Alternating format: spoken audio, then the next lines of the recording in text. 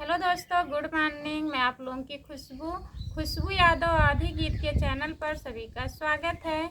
मैं आप लोगों के बीच में पचरा गीत सुनाने जा रही हूँ, जो सोहर का पचरा गीत होता है वो पचरा सुनाने जा रही हूँ। तो प्लीज़ आप लोग हमारे वीडियो पे लास्ट तक बने रहिएगा और ढेर सारा प्यार आशीर्वाद दीजिएगा।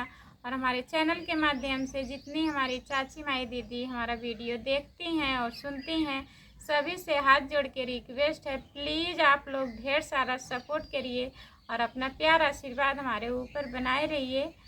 और कैसा लगता है पचरा गीत आप लोग कमेंट में ज़रूर बताइएगा।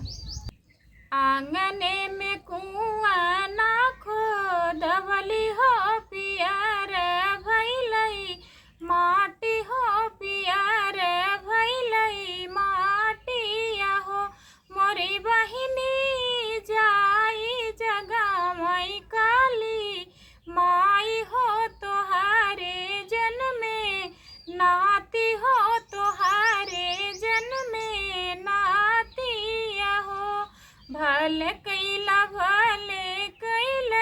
नाती जन्मे धरतिया नंद भइलै हो मोरे ललना उजरल नगरिया सबला हो मायरिया जुड़वला न हो मोरे ललना उजरल नगरिया सबला हो मायरिया जुड़वला न हो।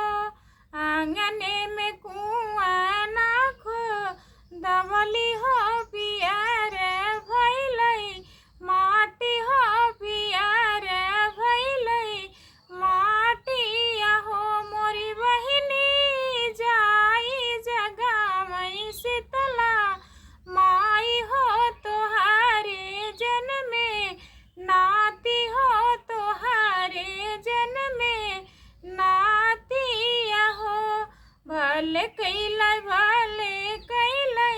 नाती जन्मे धरतिया नंद भइलै हो मोरे ललना उजरल नगरिया सबला हो मायरिया जुड़वला हो मायरिया जुड़वला न हो मोरे ललना उजरल नगरिया सबला हो मायरिया जुड़वला हो मायरिया जुड़वला न हो।